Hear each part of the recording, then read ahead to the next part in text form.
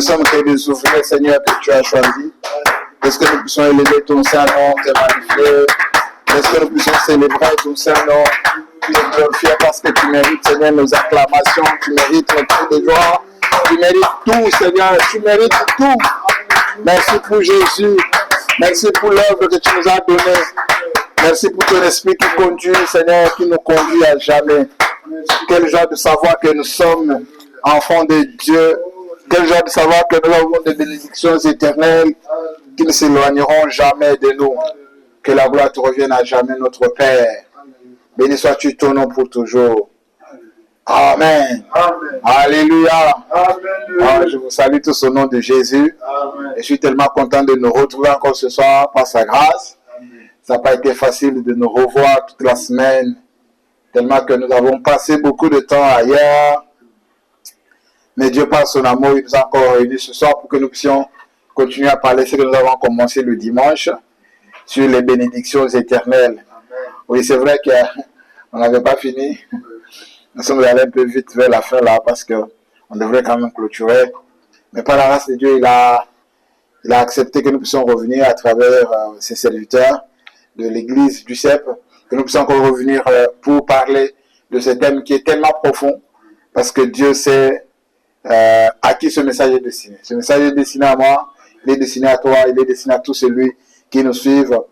Vous tous qui êtes aussi sur les réseaux sociaux, n'hésitez pas à n'importe quel moment, à chaque fois, vous avez cette occasion de suivre, de partager, de laisser un pouce bleu, de partager aussi aux autres, de les inviter. N'hésitez pas de commenter, de nous demander. Je bénis le Seigneur parce qu'il y a un frère qui nous a suivis, qui m'a écrit, qui a demandé l'adresse. Nous croyons que dans les jours à venir, il pourra être avec nous. Vraiment, Dieu est en train de faire de bonnes choses, des miracles à travers les réseaux sociaux. Nous recevons des commentaires, nous recevons des appels, des SMS, les gens qui nous suivent de loin, les autres qui désirent venir, mais malheureusement, le temps ne leur permet pas d'arriver. Mais nous croyons par la grâce du Seigneur que tout ce monde seront ici. Un jour, nous allons encore nous voir. Même vous qui nous suivez, nous attendons. Nous sommes heureux de vous recevoir dans ce cadre, un beau cadre. Peut-être que vous ne voyez pas de lieu, il faut venir nous visiter. Nous sommes dans un lieu très, très, très modeste que Dieu nous a donné. Nous sommes très, très heureux, très contents d'appartenir à cette église. Bien aimés dans le Seigneur, nous allons commencer notre prédication. Nous allons revenir sur ce que nous avons prêché le dimanche dernier, qui était intitulé le thème des bénédictions, les bénédictions éternelles. Nous avons compris que les bénédictions éternelles sont totalement différentes de toutes les bénédictions que nous pouvons recevoir de ce monde. Dieu nous a donné le soleil n'est pas éternel. Dieu nous a donné la terre n'est pas éternelle. Dieu nous a donné le mariage n'est pas éternel. Dieu nous a donné la vie, cette vie naturelle ici, cette vie n'est pas éternelle, mais cependant il y a une vie naturelle qui nous a déjà donnée, nous qui croyons en lui, nous qui sommes ses enfants. Vraiment, nous sommes heureux de savoir que nous appartenons à un Dieu qui nous a donné toutes ces bénédictions. Moi, je me pose la question, comment rates-tu cette occasion? Toi qui n'as pas encore accepté, toi qui n'as pas encore reçu Seigneur Jésus dans ta vie. Je me pose des questions. Comment tu peux rater un si grand salut? Un si grand salut. Nous allons réallumer nos Bibles, rouvrir nos Bibles dans le livre d'Éphésiens, chapitre 1er. Nous allons commencer au 3e jusqu'au 14e verset. Je lis dans la version Louis II, dans la version Second. La Bible de Dieu dit ceci. Je pense que vous y êtes aussi, nous allons lire ensemble, parce qu'il faut lire pour confirmer que ce que nous disons, ça vient de la parole de Dieu, ça ne sort pas de nous. Ce ne sont pas nos inventions, mais c'est ce que Dieu a écrit. Éphésiens se trouve dans le Nouveau Testament. C'est un livre qui est écrit par l'apôtre Paul. Il écrit ceci. Béni soit Dieu, le Père de notre Seigneur Jésus-Christ, qui nous a bénis de toutes sortes de bénédictions spirituelles dans le lieu céleste en Christ. En lui, Dieu nous a élus avant la fondation du monde pour que nous soyons saints et irrépréhensibles devant lui. Nous ayons prédestinés dans son amour à être ses enfants d'adoption par Jésus-Christ, selon le bon plaisir de sa volonté, la louange de la gloire de sa grâce qui nous a accordé en son bien-aimé. En lui, nous avons la rédemption par son sang, la rémission des péchés selon la richesse de sa grâce, que Dieu a répandu abondamment sur nous par toute espèce de sagesse et d'intelligence, nous faisant connaître le mystère de sa volonté, selon les bienveillances de saints, qu'il avait formé en lui-même pour le mettre à l'exécution lorsque le temps serait accompli, de réunir toutes choses en Christ, celles qui sont dans les cieux et celles qui sont sur la terre. En lui, nous sommes aussi devenus héritiers, ayant été prédestinés suivant la résolution de celui qui opère toutes choses d'après le conseil de sa volonté, afin que nous servions à la louange de sa gloire, qui nous d'avance avons espéré en Christ. En lui, vous aussi, après avoir entendu la parole de la vérité, l'évangile de votre salut, en lui vous avez cru et vous avez été scellés du Saint-Esprit qui avait été promis, lequel est un gage de notre héritage pour la rédemption de ceux que Dieu s'est acquis à la louange de sa grâce, la parole du Seigneur.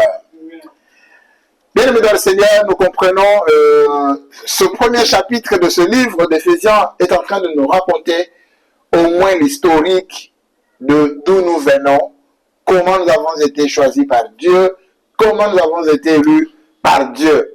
Pour revenir un peu dans le contexte, nous avons dit que c'est parmi les lettres que l'apôtre Paul avait destinées, pas seulement à l'église d'Éphèse, mais aussi à plusieurs églises qui étaient dans ce contrat-là, entre autres l'église de Colosse,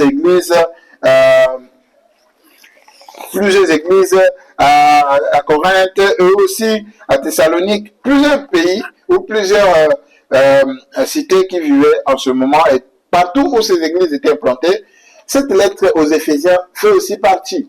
Donc c'était des lettres circulaires, et c'est une lettre qu'il a rédigée lorsqu'il était en prison, il était en résidence surveillée à Rome. Il n'était pas parce qu'il avait violé l'enfant ou la femme d'autrui, pas parce qu'il avait détourné les deniers publics, il était en résidence surveillée, pas parce qu'il avait mal gouverné, mais il était en résidence surveillée parce que le gouvernement de son temps l'interdisait de parler de l'évangile.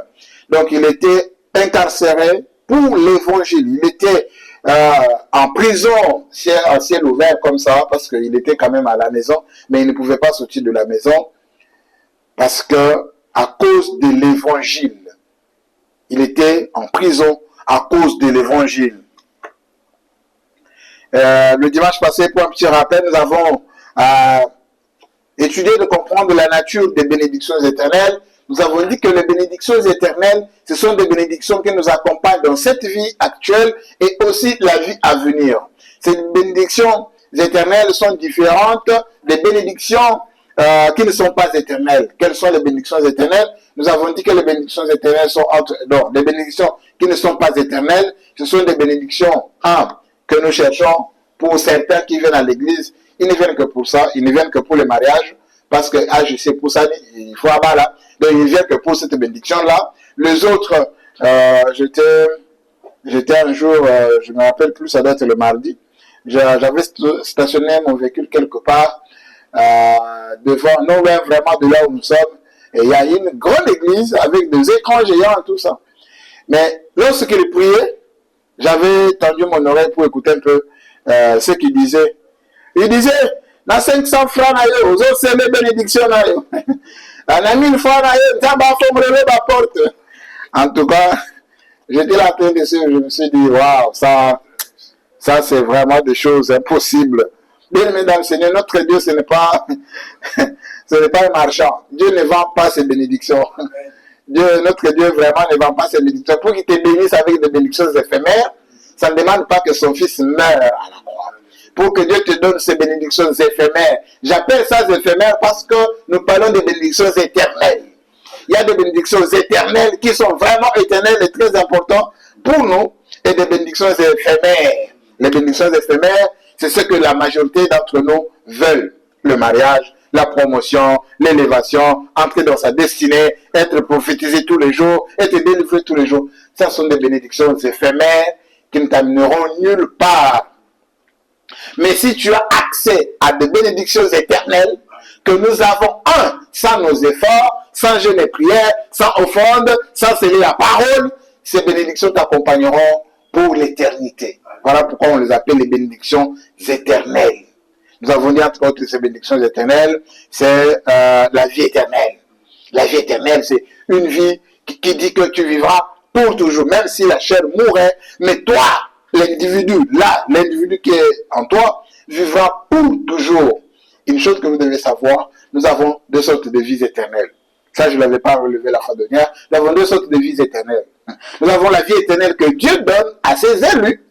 Et nous avons une autre vie éternelle que Dieu donne à ceux qui ne sont pas ses élus. Et ceux qui ne sont pas ses élus, leur vie éternelle, ils vont vivre en enfer avec le diable. Ils ne mourront pas. Ils seront là, ils verront écrit pour toujours. Il vivra pour toujours, mais en enfer, en train de souffrir. Il a la vie éternelle éphémère qui n'est pas la nôtre. Parce que nous aurons une vie éternelle, vivre avec lui d'abord pendant 1000 ans et après éternellement. Quelle joie d'appartenir à un Dieu qui nous donne une vie pareille. Nous avons dit que deuxième vie éternelle ou deuxième bénédiction éternelle, c'était le pardon du péché. Lorsque Dieu te pardonne, il te pardonne pour toujours. Il oublie ce péché-là. Dès que tu confesses, tu dis, Dieu, je t'appartiens, tu deviens une nouvelle créature, Dieu te donne sa vie. Alors, il te pardonne tous tes péchés. Il te voit comme si tu n'as jamais commis un péché depuis que tu es né. Quelle joie d'avoir cette bénédiction. C'est éternel, éternel. Donc, ça demeure pour toujours. Et c'est cette vie-là, lorsque Dieu te pardonne, c'est pourquoi il te recommande aussi à toi de pardonner. Parce que si toi, tu n'arrives pas à pardonner, donc ça veut dire que tu n'as pas reçu cette bénédiction éternelle. Troisième bénédiction, je suis en train de rappeler, je sais là où je n'avais pas beaucoup développé. Nous avons aussi une autre bénédiction. La troisième bénédiction, nous avons dit, c'est la bénédiction. Nous sommes devenus des enfants adoptés de Dieu. Quelle joie de savoir que, je prends l'exemple, que tu es l'enfant de Obama, par exemple. Tu es l'enfant de Félix Tshisekedi, en RDC. Partout où tu passes, on sait que quelle est cette joie-là?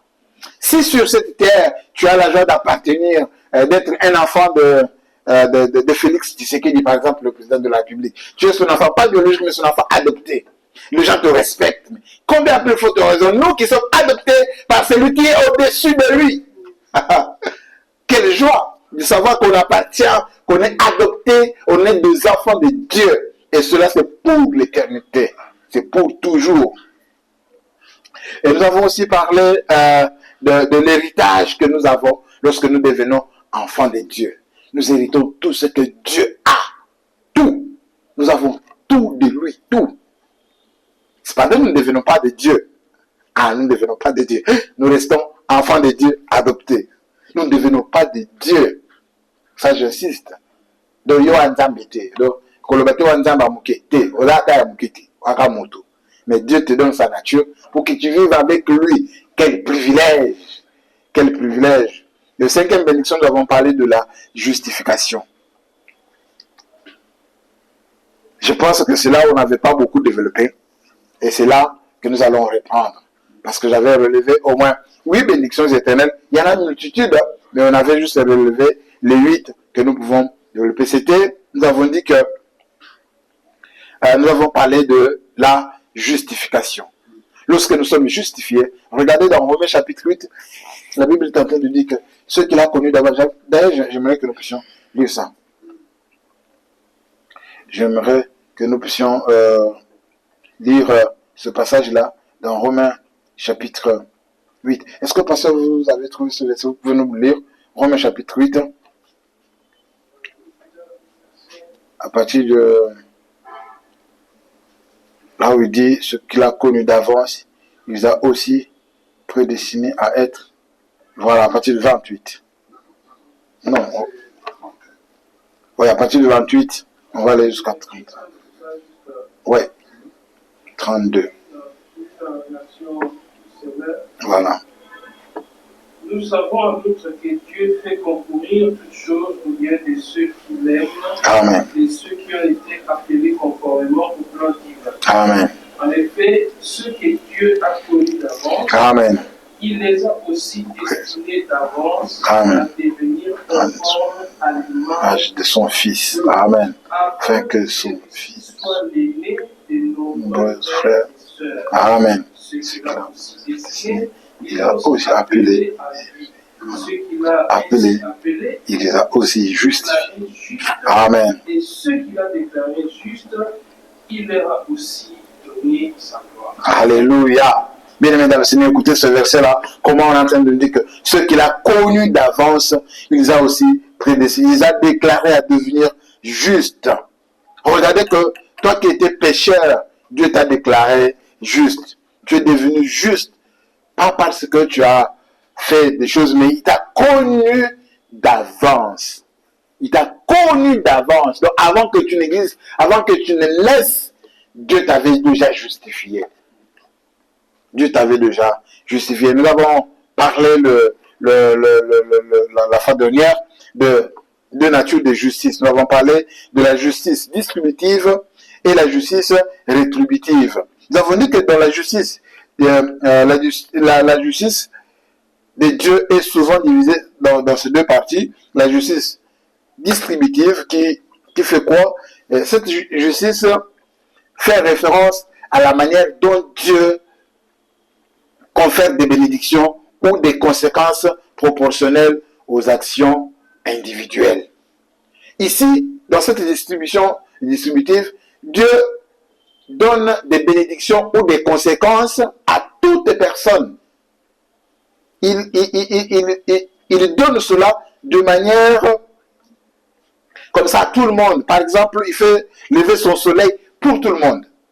Ça, c'est la justice distributive. Mais tu vas te dire, mais pourquoi Dieu fait pleuvoir la pluie alors que la pluie tue des gens? Oui. Lorsque toi, tu es en train de t'inquiéter de la pluie, il y a peut-être une maman maraîchère ou un père qui cultive au champ qui a besoin de cette pluie-là. Vous savez que la RDC est parmi les pays au monde, vraiment parmi les pays les plus privilégiés. Nous avons la pluie à chaque instant, à tout moment. À Kinshasa, il ne pleut pas très très souvent.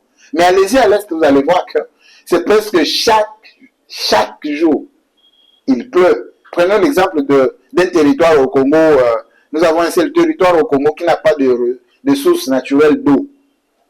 Ils n'ont pas de eau. Donc, à moi arriver à Mukebozalati. C'est le territoire de Nirangongo. Eux, là-bas, tu peux trouver quelqu'un qui a fait une semaine, il ne se lave pas. Pourquoi? Parce qu'il n'y a pas de l'eau. Ils n'ont pas où puiser de l'eau. Vous voyez? Mais ceux qui sont vers Kibumba, parce que Kibumba, c'est le dernier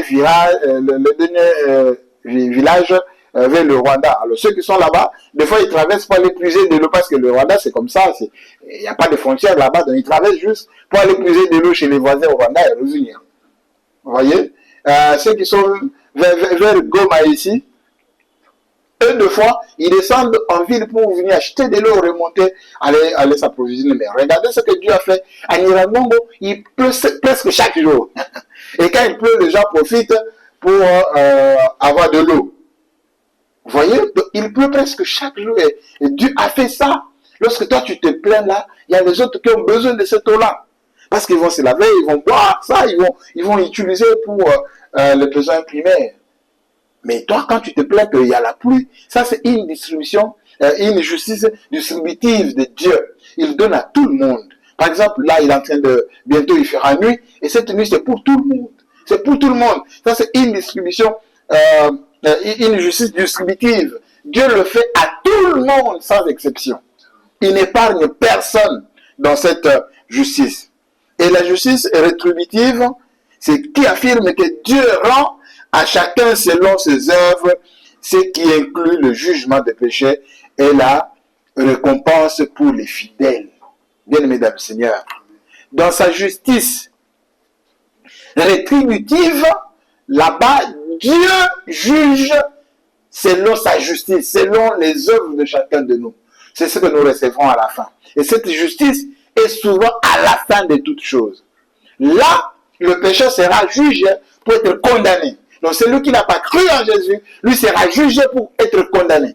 Tandis que le chrétien ne passera pas au jugement. Je répète bien, le chrétien ne passera pas au jugement, lui passera pour le récompense.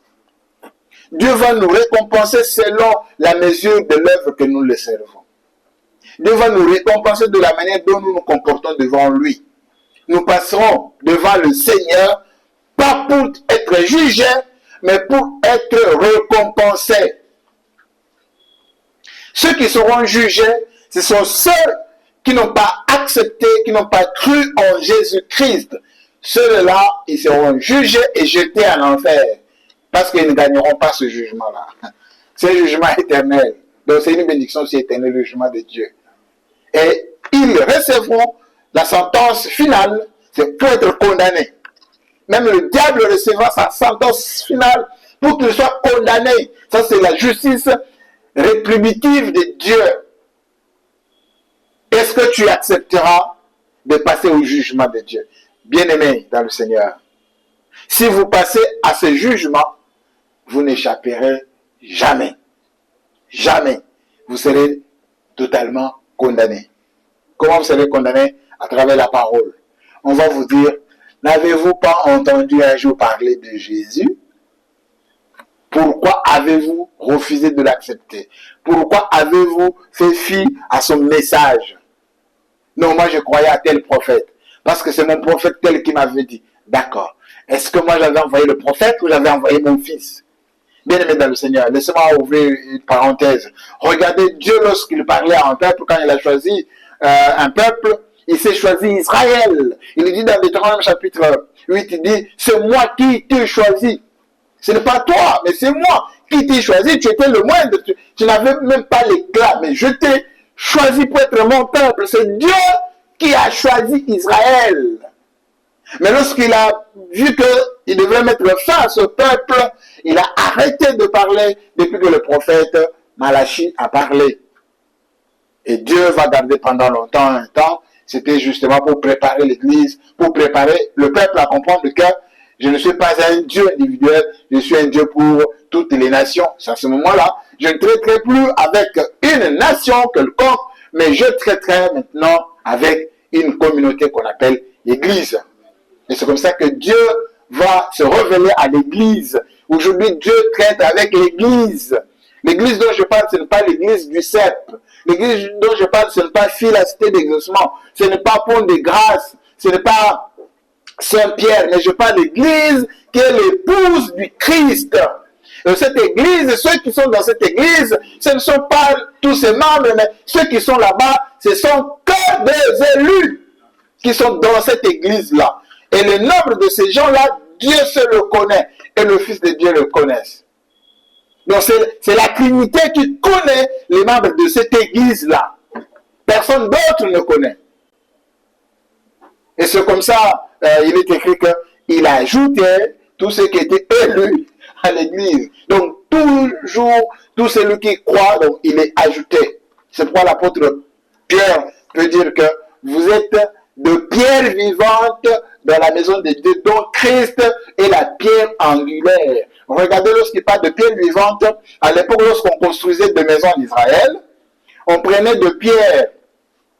Quand vous partez dans les rivières, vous verrez qu'il y a des pierres qui sont rondes et tout ça. Ces pierres-là, on les amenait, il n'y avait pas de ciment.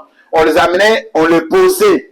Et on cherchait s'il y a un petit trou, on va aller chercher une pierre qui convient là-bas pour qu'on vienne placer afin de former un mur. Ces pierres-là, on les appelait des pierres vivantes. C'est comme ça que Dieu nous dit, nous sommes de pierres vivantes. C'est pourquoi l'Église, nous sommes de pierres vivantes. Donc nous sommes dans son Église de pierres vivantes. Chacun a sa part. Ne cherche pas à aller prendre la place de l'autre parce que tu as ta place qui te convient. Ah, il y a beaucoup de choses à dire sur ça. Et c'est comme ça que Dieu rendra justice à tous ceux qui ont cru à Jésus. Vous critiquez le pasteur, très bien. Continuez à les critiquer parce qu'ils volent, mais ce ne sont pas vos serviteurs. La Bible est en train de dire qui es-tu, toi, qui juges les serviteurs d'autrui. Moi, dans mon salabatou, je veux ça, Dans la justice de Dieu, il y a aussi la troisième partie, c'est la justice miséricorde. Et cette justice de Dieu ne s'oppose pas à sa miséricorde, mais c'est l'idée de l'expiation par le sacrifice de Christ qui est centrale. Dieu n'ignore pas le péché, mais dans sa justice, Dieu est satisfait par la mort de Jésus qui a porté le châtiment pour le péché des croyants. Donc, dans cette justice miséricordieuse, Dieu accorde miséricorde à toute personne. Mais cependant, il n'a pas épargné son propre fils. Pourquoi? Parce que l'âme qui pêche, c'est celle qui mourra. Donc, quelqu'un devrait subir cette justice-là. Parce que Dieu est juste. Quand on parle de sa justice, c'est qu'il le rend une justice juste. Il le rend une justice juste. Il le rend un jugement juste. C'est comme ça qu'il a rendu ces jugements-là. Donc, il devait d'abord punir quelqu'un qui a péché. Il devait d'abord tuer Jésus à notre place. Donc, il devait d'abord nous tuer, nous. Alors, comme nous avons accepté Christ, c'est pourquoi l'apôtre Paul dit « J'ai été crucifié avec Christ à la croix ». Donc, c'est-à-dire, toi et moi, Dieu nous a rendu justice en nous punissant sévèrement, en nous tuant avec Christ ou à la croix. Il y a aussi l'imputation de la justice. Il est enseigné que les croyants reçoivent la justice de Christ par la foi. C'est une doctrine connue sous le nom de l'imputation. Dans 2 Corinthiens chapitre 5, verset 21, il est écrit « Celui qui n'a pas connu le péché, Dieu l'a fait pécheur pour nous, afin que nous devenions en lui justice de Dieu. » Regardez comment Dieu fait. Son fils n'a pas commis de péché. Pour que Jésus arrive, il y a eu d'abord, je pense qu'il y a eu un jugement au ciel. Il y a eu l'assemblée générale, ils se sont réunis en disant, mais j'ai envoyé Moïse, il n'a pas pu sauver les gens. J'ai envoyé le prophète, n'a pas pu sauver les gens. Mais qui réellement devait aller sauver parce que Dieu devait accomplir son plan de rédemption. Et c'est comme ça que Jésus va accepter. Parce que l'apôtre Jean est en train de dire qu'il y eut un silence total au ciel. Total. On cherchait finalement qui pouvait sauver l'humain. Alors, pour que l'humain soit sauvé, il ne faudrait pas que l'humain soit sauvé par l'humain. C'était incompatible. Parce que si l'humain est sauvé par l'humain, donc l'humain ne peut pas cohabiter avec Dieu. Parce que Dieu, dans sa divinité, il n'accepte pas ce qui est impur. Alors, il faudrait maintenant qu'un Dieu qui est saint puisse descendre pour sauver l'humain. Alors, comment il le fera? Il faut que ce Dieu saint-là porte le même corps que le pécheur. Et c'est comme ça que Jésus va accepter de porter. C'est pourquoi il est écrit qu'il s'est humilié. Ça, c'est la tradition de Louis II. Mais ce terme-là, il s'est humilié en hébreu.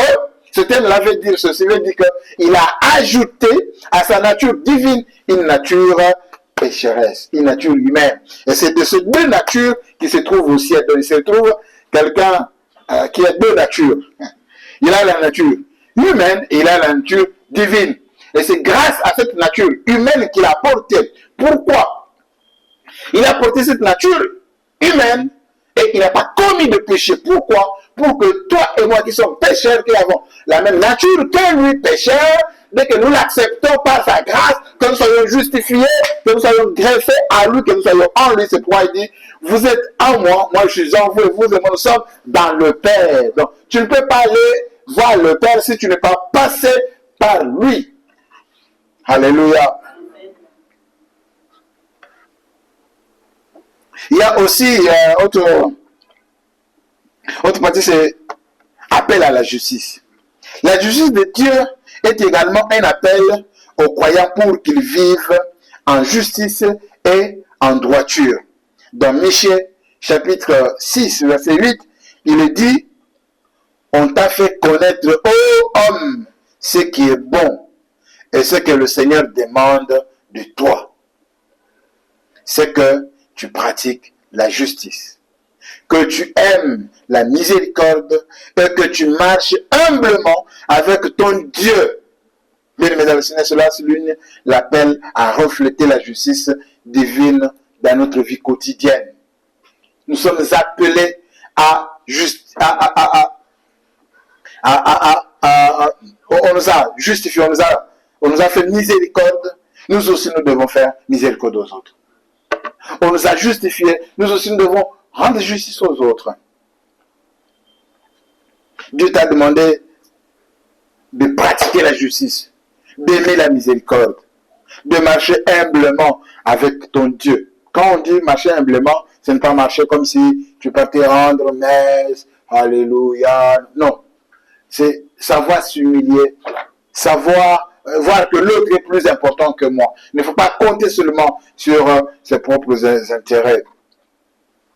La justice de Dieu est un aspect essentiel de son caractère qui implique la droiture, l'exercice de son autorité sur le bien et le mal, l'exigence de la paix et la réconciliation avec le sacrifice de Jésus-Christ. Et cela, c'est un appel à une vie juste et conforme à sa volonté. Alors, sixième bénédiction éternelle, c'est la présence de Dieu. Je sais qu'on n'avait pas trop développé et c'est là qu'on va encore approfondir la présence de Dieu. Dans Matthieu 28, verset 20, il est dit, « Et voici, je suis avec vous tous les jours jusqu'à la fin du monde. » Apocalypse 21, 3 dit, « Et j'entendis une grande voix venant du trône qui disait, « Voici le tabernacle de Dieu avec les hommes.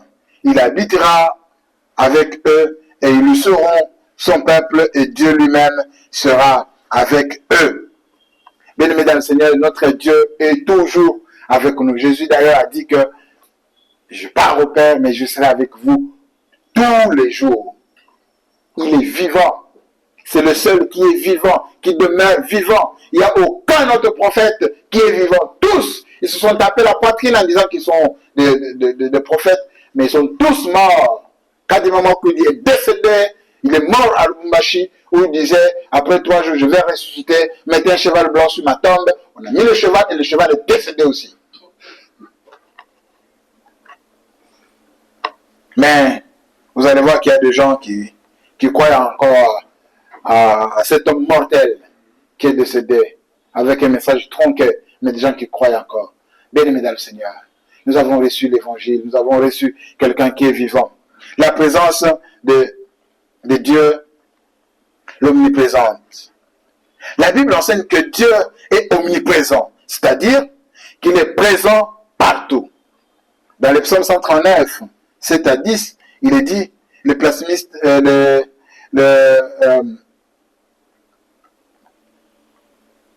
David qui a écrit ce psaume exprime en disant qu'il n'y a nulle part où l'on puisse s'échapper de la présence de Dieu. Où irai-je loin de ton esprit? Où fuirai-je loin de ta face? Si je monte aux cieux, tu y es. Si je fais ma couche dans les séjours de mort, te voilà. Bien aimé, ce psaume, c'est... Je ne sais pas s'il y a un psaume plus merveilleux que celui-ci. Le psaume 139. Il faut le lire et le comprendre. C'est un psaume qui est tellement merveilleux. Je pense que Dieu nous fera grâce, nous allons l'étudier.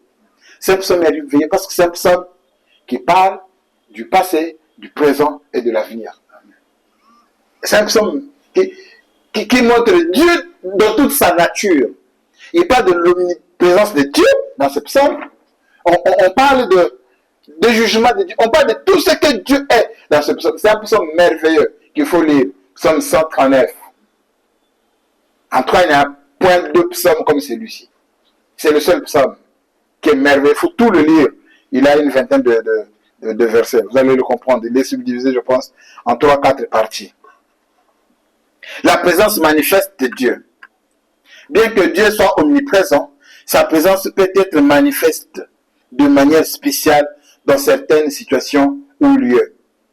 Par exemple, dans l'Ancien Testament, la présence de Dieu était souvent associée au tabernacle et au temple. Dans Exode 33, 14, Dieu dit à Moïse, « Ma présence ira avec toi et je te donnerai du repos. » Bien aimé dans le Seigneur, Dieu est toujours présent en tout lieu et partout.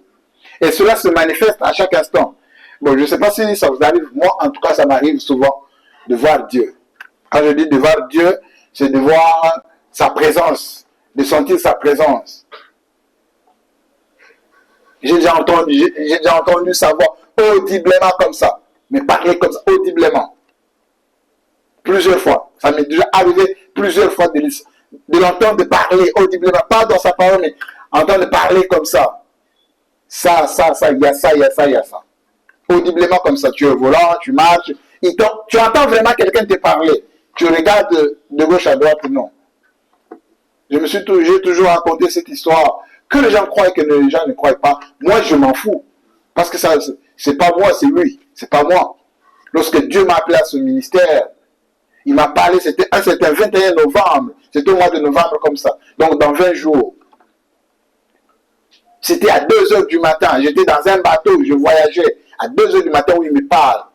Et pendant qu'il parlait, je voyais ce qu'il disait, ça s'écrivait. Quand il finit de dire bonjour, et ça s'écrit bonjour et ça s'efface. Quand le bonjour finit, et ça s'efface.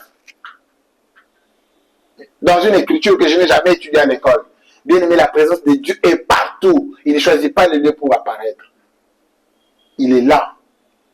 Je vous ai raconté un jour ici l'histoire de cette sœur qui vit en France aujourd'hui, qui a passé au moins 33 ans de sa vie depuis qu'il est né, musulmane, mais qui a rencontré Jésus sur le YouTube. Elle a rencontré Jésus sur YouTube, pas dans une église. Et il a prié, il dit, Seigneur, moi je suis musulman, mais si c'est toi le Jésus que je suis sur YouTube, je me revois. Et la femme l'a dit, qu'un jour dans sa chambre, elle a vu Jésus comme ça, Jésus l'apparaître dans sa chambre. Il dit, oui, c'est moi qui t'ai choisi. Et les médecins, mais à chaque fois qu'il arrivait à l'hôpital, il ne soignait plus les malades étaient guéris. Juste la présence de cette soeur-là à l'hôpital. Il dit, le jour où je suis allé à l'hôpital, je faisais la garde, j'arrive à l'hôpital, à chaque fois que je passais, je disais à tous les malades que Dieu vous guérisse. Et lorsque je disais que Dieu vous guérisse, tout le monde était guéri à l'instant. Regardez ce que Dieu fait. Bien aimé, Dieu est réel et sa présence est toujours là. La présence et la gloire de Dieu. La présence de Dieu est souvent liée à sa gloire. Écoutez, il dit à Moïse que personne ne peut me voir et vivre. Mais je te placerai sur un creux d'une pierre, mais je passerai, tu me verras par derrière. Parce que la gloire de Dieu est liée à sa présence. La gloire de Dieu, c'est Dieu lui-même. Alors dans Isaïe chapitre 6, le prophète a une vision de la gloire de Dieu dans le temple. De même, dans le Nouveau Testament, la gloire de Dieu se manifeste lors de la transfiguration de Jésus dans Matthieu 17. Quand vous lisez au 1er jusqu'au 8e verset, vous allez voir cette histoire où Jésus est en train de prier. Du coup, on a vu ses habits s'est transformé. C'est devenu tout blanc d'une blancheur qu'on n'a jamais vue. Et c'est là où Pierre, qui était toujours curieux, il va lui dire, mais construisons 3 temples ici. L'un pour toi, l'un pour Moïse et tout ça. À la montagne de transfiguration, Christ a reflété la gloire de Dieu. Les gens ont vu cela. Ah, quelle grâce d'appartenir à Dieu. La présence de Dieu par l'Esprit Saint. Dans le Nouveau Testament, la présence de Dieu est particulièrement associée à l'Esprit Saint qui habite en chaque croyant. Dans Jean chapitre 14, verset 17, Jésus promet que l'Esprit demeure avec vous et sera en vous. Bien, mais cela signifie que les croyants ont la présence de Dieu en permanence en eux. Et cette présence de Dieu les guide partout. Nous, en tant qu'enfants de Dieu, nous marchons selon l'esprit, nous ne marchons pas selon la chair. Ça veut dire que nous avons un Dieu qui est toujours avec nous, qui nous conduit, qui nous dirige. Qui sait que ce que nous faisons est bon, ce que nous faisons est mauvais. Un chrétien ne fait pas des choses parce que les autres le font. Pourquoi? Parce que lui, en lui, il a l'esprit de Dieu. Il a la présence de Dieu partout. Le chrétien n'a pas la présence de Dieu, comment je peux dire, en délestage, comme le courant du Congo.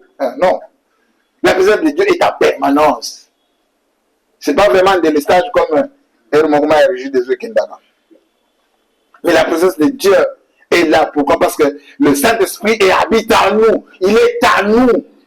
Il n'est plus comme dans l'Ancien Testament où le Saint-Esprit pouvait venir à un moment et puis partir. Mais là, il est avec nous. Il vit avec nous. Il dort avec nous. Il marche avec nous. Donc la présence de Dieu est permanemment avec nous. C'est une bénédiction éternelle. Bien-aimés dans le Seigneur. La présence de Dieu invite à une vie intime avec lui. La présence de Dieu, un chrétien ne peut jamais passer toute une journée sans parler à Dieu. Toute une journée comme ça, sans parler à Dieu. Non. Tous ceux qui sont mariés, ils savent que quand tu sors le matin, que tu parles toute la journée, avec nos WhatsApp ici que tu n'as pas dit. Chérie, bonjour, comment tu vas? Mais tu vas me dire seulement là où tu étais. Où est-ce que tu étais bloqué? pour ne pas t'inquiéter de moi. Si nous humains nous inquiétons pour nos femmes, pour nos épouses, tout ça, mais combien plus faut raison? C'est lui qui est avec toi partout. Et pourtant, nous n'avons pas nos femmes partout. Nous n'avons pas nos maris partout. Mais lui est avec nous. Quand il y a un problème, c'est la première personne à parler. C'est avec lui. Parce que sa présence est toujours permanemment bien-aimée dans le Seigneur. C'est une bénédiction qui est éternelle. La présence de Dieu. Cette bénédiction est éternelle.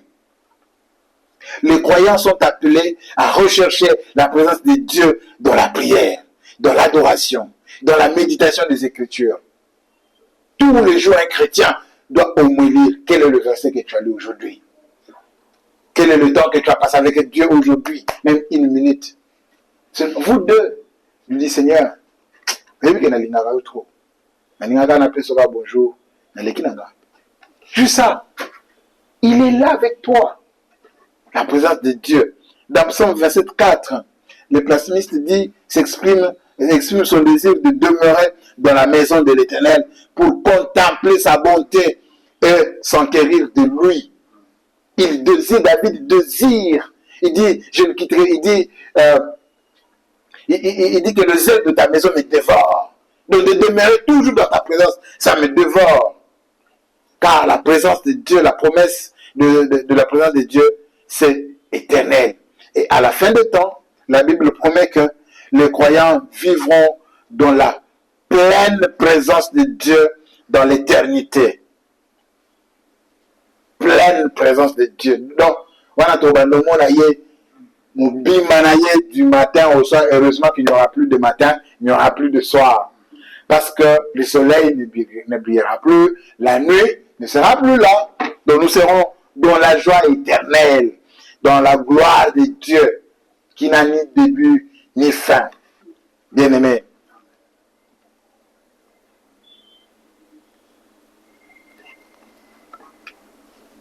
La présence de Dieu est un aspect fondamental de la foi chrétienne, englobant son omniprésence, sa présence manifeste, la communion avec le croyant par le Saint-Esprit et la promesse d'une communion éternelle. Cela souligne l'accès que chaque croyant a à une relation personnelle et intime avec Dieu. Bien aimé, cette bénédiction éternelle est là pour toi. Donc Dieu est toujours avec toi. Je ne sais pas pourquoi tu dois t'inquiéter lorsque les choses ne marchent pas. Nous avons chanté une chanson ici en disant que ta présence est toujours avec moi. Un chrétien, ce n'est pas quelqu'un qui tremble devant les événements. Lorsque j'étais encore journaliste à la RTGA, j'ai réalisé une émission à la radio intitulée Les Croyances. J'ai eu à visiter la majorité des croyances que nous connaissons, les Incankas, les Maïkari, les bouddhistes. J'ai vraiment visité les panoplies de tout ce monde-là. Mais une seule parole qu'ils me disaient, que les chrétiens, vous êtes des peureux. Et pourtant, vous êtes les plus puissants. Quel contraste. Ils disent, vous êtes les plus peureux, mais vous êtes les plus puissants. Pourquoi? Parce que vous avez le grand maître, c'est le qualifie le grand maître. Mais parce que vous ne vous connaissez pas, vous chrétiens.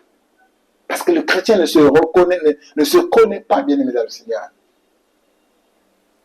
Lorsque tu apprendras, tu connaîtras ce que tu es réellement, tu n'auras plus peur. Quand la maladie dit, viens, tu dis, oui, ça c'est la volonté de Dieu. Que ça me tue ou ça ne me tue pas, je m'en fous. C'est ça être chrétien. Quand des choses ne marchent pas, tu dis, oui, ça ne marche pas, c'est Dieu qui a voulu que ça ne marche pas. Ce n'est pas moi. Un chrétien n'a pas peur des événements. Il affronte les événements. Parce que c'est que son Père est toujours avec lui. Il parle avec lui. Septième bénédiction, c'est la transformation spirituelle. 2 Corinthiens chapitre 5, verset 17 dit, si quelqu'un est en Christ, il est devenu une nouvelle créature, les choses anciennes sont passées, voici toutes choses sont devenues nouvelles.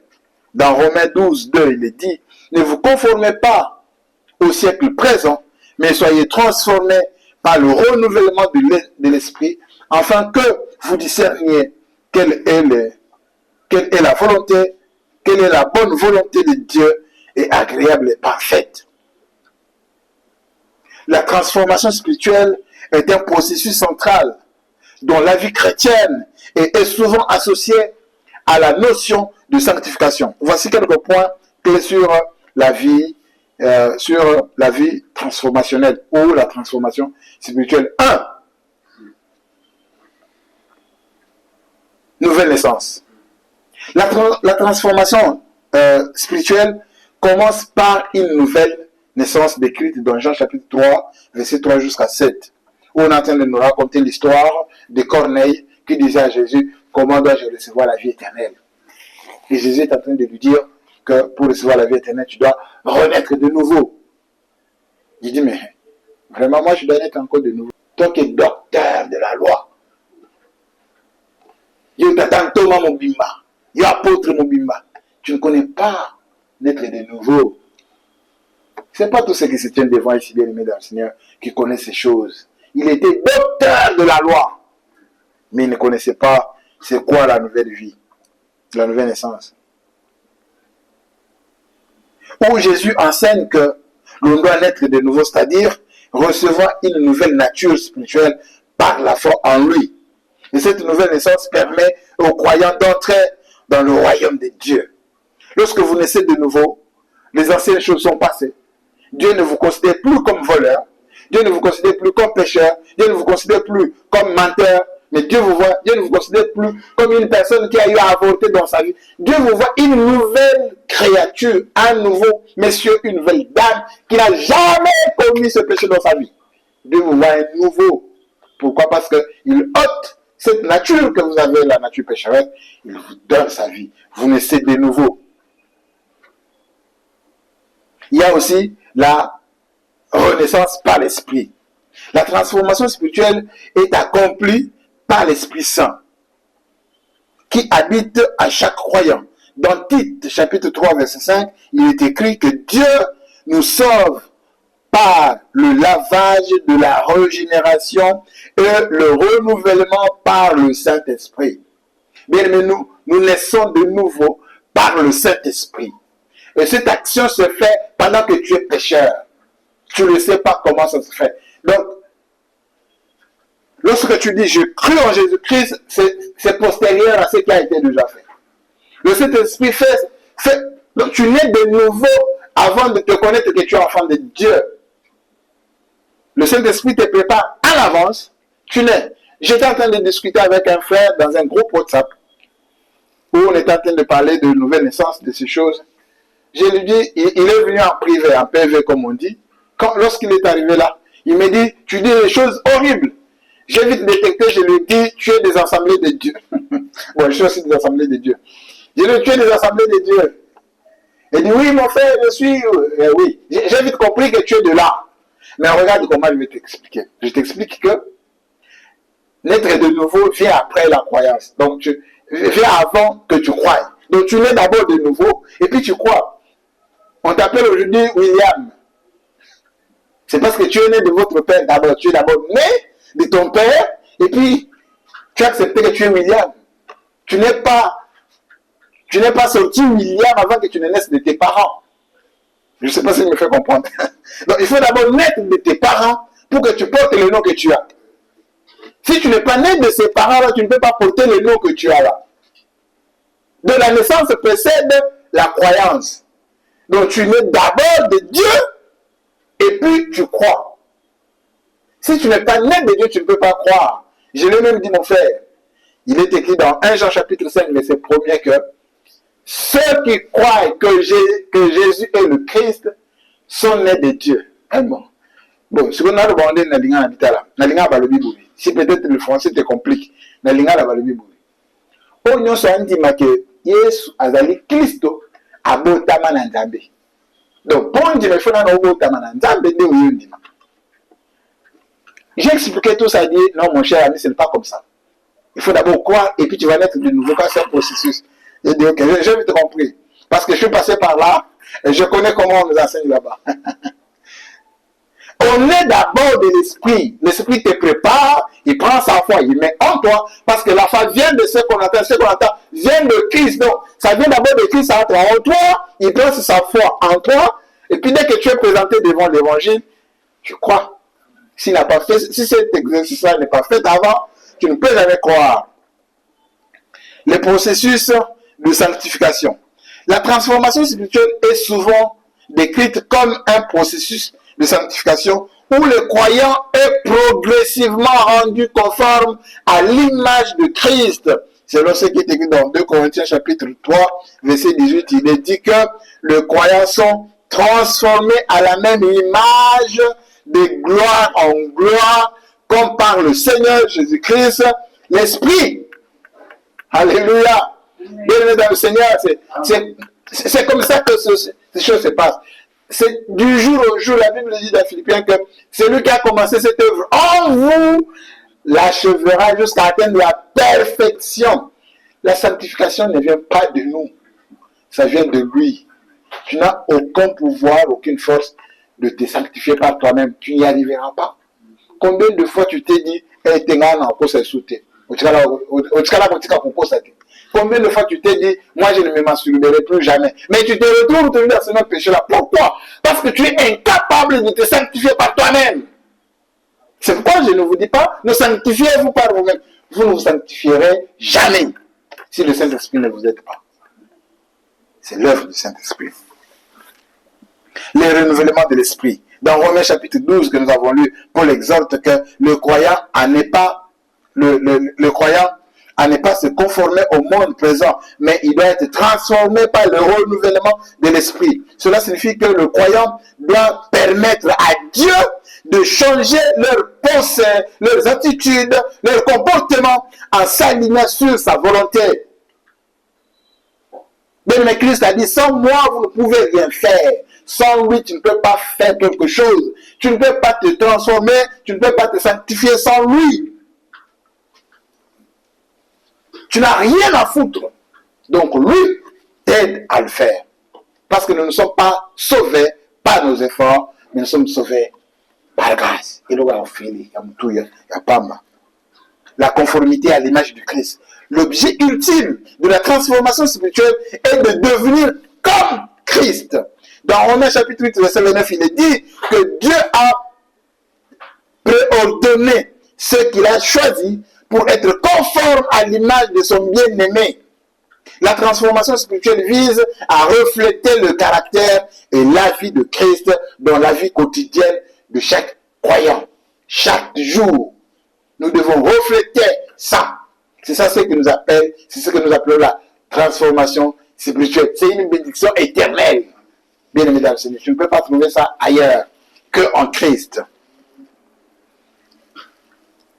Alors nous allons finir par la 8e bénédiction éternelle que nous avons dit, la paix. Et la paix du Seigneur, bien aimé, dépasse toute autre chose. La paix du Seigneur dépasse tout autre entendement. La paix du Seigneur dépasse nos imaginations. On ne peut jamais voir. Ah, waouh! Et cette paix, on la retrouve dans la Bible. On retrouve cette paix à travers, d'abord dans l'Ancien Testament, cet homme qu'on appelle Job. Job, c'est quelqu'un qui avait beaucoup de biens, qui vivait heureux, en fait. S'il faut le dire, vraiment, nous allons les vies. Il y a allons les quoi mananjala, comme on dit chez nous à Lingala. Allons quoi mananjala. Donc, il ne manquait rien chez lui. il avait des travailleurs, il avait des enfants, il était marié. Donc, il y a ce qu'on dit, les liens de famille. Lui n'avait pas de liens de famille, ni de condamnation de famille. Ah, vraiment, il vivait bien, selon l'entendement de l'évangile aujourd'hui dans l'église. Il vivait bien. Parce que, selon l'entendement de l'évangile aujourd'hui dans l'église de l'Afrique surtout, c'est que pour que tu sois un vrai chrétien, tu dois être délivré de tous les démons et puis tu ne souffres plus, tu as à manger, tu as des femmes, tu as des enfants, tu as tout, donc tu es heureux, ça. Non. Alors Job était comme ça. D'un coup, quelque chose va l'arriver. Dieu va ordonner au diable de les toucher un peu. Et quand Dieu touche Job perd tout. Allez, lien de famille gagné. Il perd tout, il perd ça, il perd ses enfants, il perd ses maisons. À commun télanté là, il devient un sans-abri. Là où il avait des gratte-ciel, l'homme s'est retrouvé dans la rue. Mais là, cet homme s'est réjoui parce qu'il avait la paix. Il avait la paix qui ne vient pas des hommes, la paix de Dieu. Il est resté stable. Et sa femme qui lui dit, je lui dis, écoute, je suis venu m'inviter. S'il a pris, c'est lui qui a pris. C'est pas moi. C'est pourquoi il dit que mon rédacteur est vivant. Bien aimé, c'est pas le rédacteur, il est vivant, il n'est pas vivant dans ton cas, toi. Ce n'est pas parce que toi, aujourd'hui, tu vas dire non, mon rédacteur est vivant, il va se lever à dormir. Il faut être dans le cas de Job pour que le rédacteur soit. Cette paix-là, c'est Dieu qui peut te le donner. Si Dieu ne te donne pas cette paix-là, tu ne peux pas vivre. Tu ne peux pas dire mon rédacteur est vivant. Il dit malgré tout, il dit mon rédacteur est vivant. Je sais que lui qui a pris, un jour il reviendra. Et nous connaissons l'histoire de Job, qu'il avait tout récupéré. Il avait eu des enfants, des beaux enfants, plus que les enfants qu'il avait avant. Bon, combien d'années il a vécu pour avoir encore ces enfants-là, tout ça. Moi, la question que je me suis toujours posée. Bon, moi, c'est tout quand ça me peut faire. C'est autant de bonheur à les hommes. Vous comprenez bien, mesdames et seigneurs, ne soyez pas pressés dans la vie. Ne soyez pas comme cette femme. Mais heureusement que Dieu l'avait pardonné. Dieu dans sa miséricorde. Mais nous avons compris que la véritable paix est dans Dieu. Aucune autre personne sur la terre peut te donner sa paix. Et dans le Nouveau Testament, cette paix, je le vois, c'est lui que j'ai toujours qualifié que je suis l'un de ses disciples. Je suis aussi l'un de ses disciples qui s'appelle Étienne. Étienne est mort pour l'évangile. Et c'est ce que je me suis toujours dit, que je mourrai aussi pour l'évangile. Ce garçon, on l'a arrêté. Il était diacre à l'église, on l'a arrêté. Lui et les Philippe, ils étaient de diacre. On l'a arrêté parce qu'il était en train d'annoncer l'évangile. Mais pendant qu'on est en train de le lapider, il dit, Père, pardonne-leur. Il utilise les mêmes paroles que Jésus. Il ne s'inquiétait pas. Il n'avait que la paix de Dieu. Et pour dire ça, il faut avoir la paix de Dieu. Si tu n'as pas la paix de Dieu, au milieu de feu, et tout babamo, jamais. Et il dit d'ailleurs que je suis en train de voir Dieu debout sur son trône. Mais Dieu qui était debout sur son trône, pourquoi Kotaka Likamonaïti? Pour toi, on a dit, moi, plein bagamono. Telema, Kota, Likambo, Nanga, Telema. C'est une chanson que nous chantons, que nous jouons tous les jours. Mais regardez bien dans le Seigneur que Dieu, cet homme est resté intact et fidèle. Il dit, Père, pardonne-leur. Il voyait ses adversaires comme ça. C'est ce que nous disons ici que la paix de Dieu n'est pas comme le délestage du Congo. Ne vous inquiétez pas, vous qui nous suivez, en fait, il y a une coupure d'électricité parce que nous sommes au Congo. C'est notre quotidien. Ça, c'est pas une bénédiction éternelle. Alors, les bénédictions éternelles, ils ne connaissent pas de coupure. C'est ce que nous avons dit dans la présence de Dieu. Alors, ce garçon, Étienne, ce serviteur de Dieu, est resté dans la paix totale. Il est resté fidèle à Dieu dans une paix totale. Et ça, ce sont des modèles que nous devons suivre. Malgré les difficultés, il voyait ses ennemis.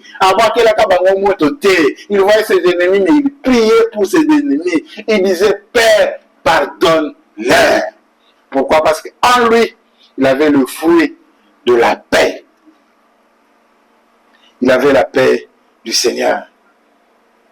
Bien aimé, ainsi voici comment parmi les 7 les 8 bénédictions éternelles, il y en a plusieurs, hein. Il y en a plusieurs qu'on peut citer, mais nous avons choisi ces 8 ici pour montrer que nous, en tant qu'enfants de Dieu, nous qui avons cru en Jésus, nous avons une paix éternelle, nous avons la vie éternelle, nous avons été adoptés pour l'éternité, nous avons l'héritage éternel, nous avons la transformation qui est éternelle, nous avons le pardon des péchés éternel. Nous vivons éternellement avec ces bénédictions. Attends au coup filélo, tu vivras pour toujours. Que Dieu bénisse sa parole. Vraiment le Seigneur.